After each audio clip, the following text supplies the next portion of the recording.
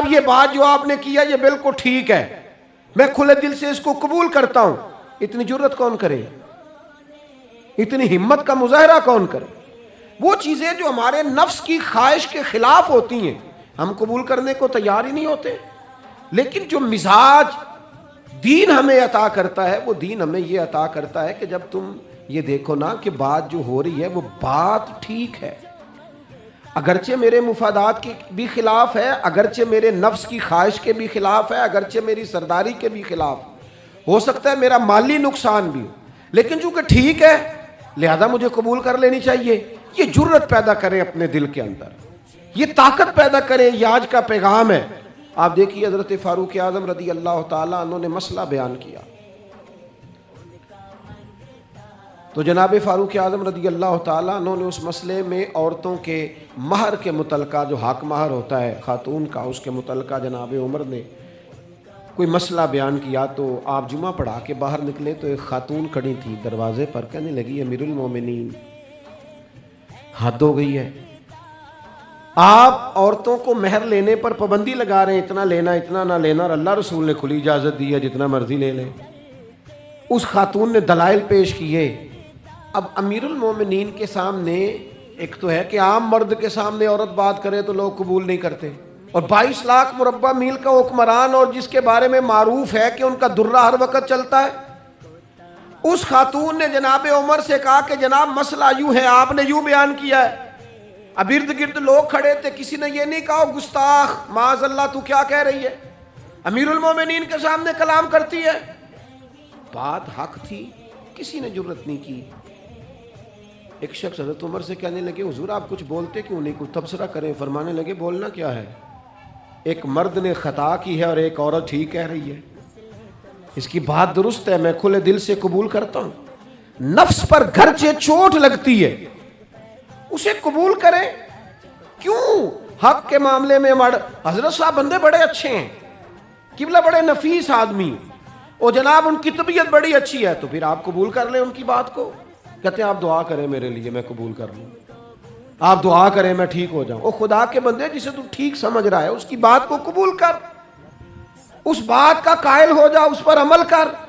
ہمارے مزاجوں میں وہ جو نفسانی خواہشات کا غلبہ ہے آج بھی پوری طرح وہ ہمیں اپنی لپیٹ میں لیے ہوئے، ہم سمجھنے کو تیار نہیں ہوتے. حق حق ہوتا ہے، اور جب حق واضح ہو جائے پھر نفسانی خواہشات کو نہ دیکھو. نفس ایک بچے کی طرح ہے، اس کی ایک بات مانو گے دوسری خواہش کرے گا، دوسری بات مانو گے تیسری خواہش کرے گا. اللہ کے محبوب علیہ السلام نے دعا فرمائی ہے، مسند امام احمد بن حنبل میں موجود ہے. حضور اللہ کی بارگاہ میں عرض کرتے ہیں تعلیم امت کے لیے، صرف ہمیں سمجھانے کے لیے، ورنہ تو معصوم عن الخطا ہے. محبوب اللہ کی بارگاہ میں عرض کرتے ہیں اے اللہ مجھے اس خواہش سے بچانا جو ایک اور خواہش میں مبتلا کر دے، اس خواہش سے بچانا جو خواہشات کے دروازے کھول. ہم اپنے نفس کو لے کر دین کے مقابلے میں کھڑے ہو گئے. میری برادری کہتی ہے کہ شادی میں ڈھول بجے گا، تماشا ہوگا، اور اللہ رسول کہتے ہیں کہ اس میں شریعت کا بول بالا ہوگا، پتہ چلے گا جیتتا کون ہے. میری اولاد کہتی ہے کہ اس راستے جانا ہے، رب رسول فرماتے ہیں اس راہ پہ جانا ہے. نفس کی خواہش اور ہے، اللہ رسول کا حکم اور ہے، ہم اس کو تسلیم کرنے کو تیار نہیں ہوتے. معافی مانگنی پڑ گئی ہے ایک بندے سے. ہماری جو بنائی ہوئے قبیلے اور برادریوں میں اونچ نیچ ہے اس کے حساب سے ہم بڑے قبیلے سے ہیں، وہ چھوٹی قبیلے سے ہم نے جو بنائی ہے، ورنہ تو قبیلے فقط تعارف کے لیے ہوتے. معذرت کرنی پڑ گئی ہے، لیکن کمال ہے ہمارے مزاج میں وہ پیدا ہو.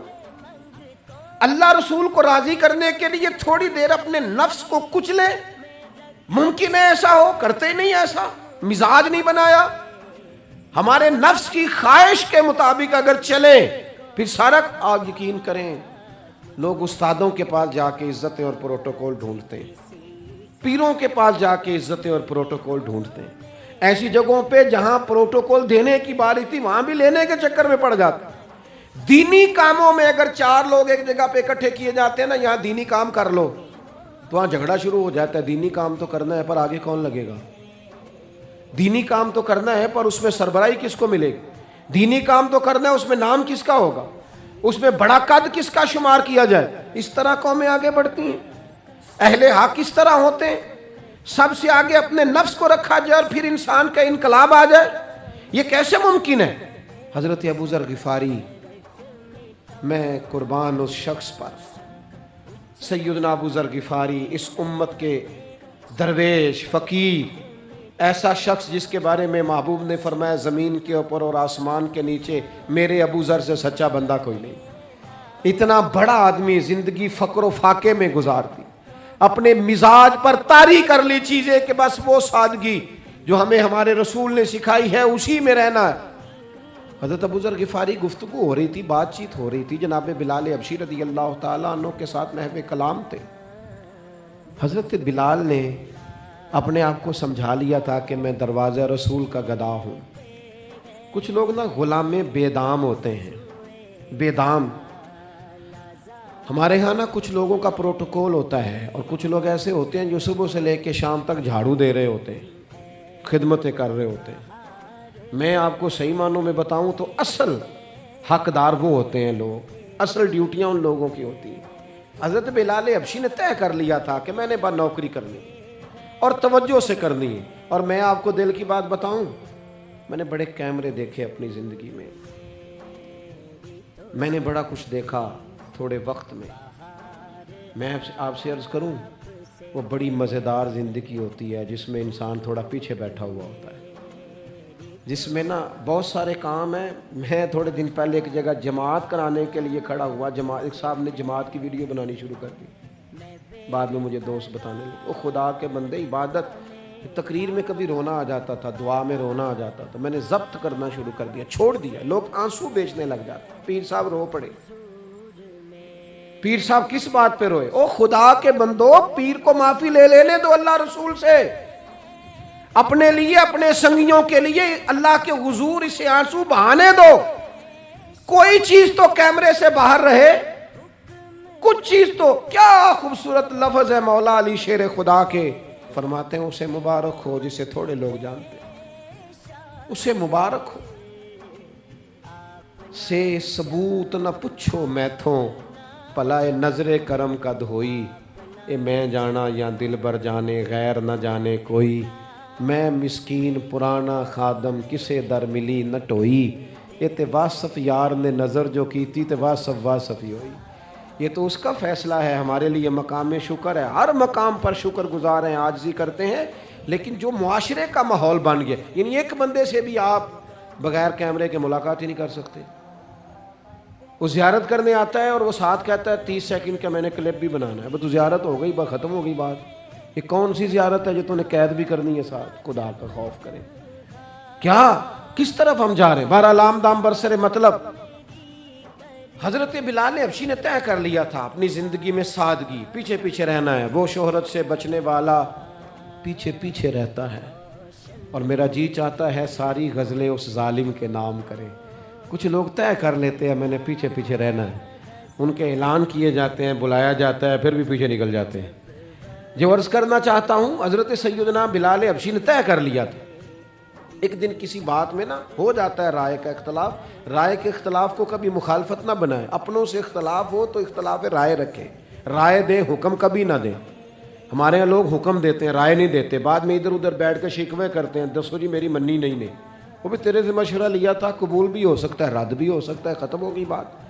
کسی بات میں جناب ابو ذر غفاری کا اور حضرت بلال حبشی کا رائے کا اختلاف ہو گیا۔ اب حضرت بلال حبشی غلام ہے، جناب ابو ذر بڑے قبیلے سے، تو جناب ابو ذر غفاری نے بات کرتے کرتے حضرت بلال کو کہہ دیا، او ابشن کے بیٹے، تھے بھی وہ ابشن کے بیٹے، لیکن حضرت بلال کے دل کو تکلیف ہوئی۔ بعض لوگ کہتے ہیں میں نے سچ ہی بولا ہے، سچ اپنے بارے میں بولنا، تو دوسروں کے بارے میں سچ بولتا ہے، اپنے بارے میں بول، صرف تو دوسروں کے لیے بولے۔ او جی میں نے سچ ہی تو بولا تھا، سچ بولنے کی بھی حکمت ہے، سچ بولنے کی سب سے بڑا سچ کسی کو اللہ کی طرف بلانا ہے، اور میرا رب فرماتا ہے ادعو الی سبیل ربک بالحکمہ، کسی کو اللہ کی طرف بھی بلاؤ تو دانائی کے ساتھ بلاؤ، حکمت کے ساتھ۔ سب سے بڑا سچ بھی بولو تو دانائی کے ساتھ بولو۔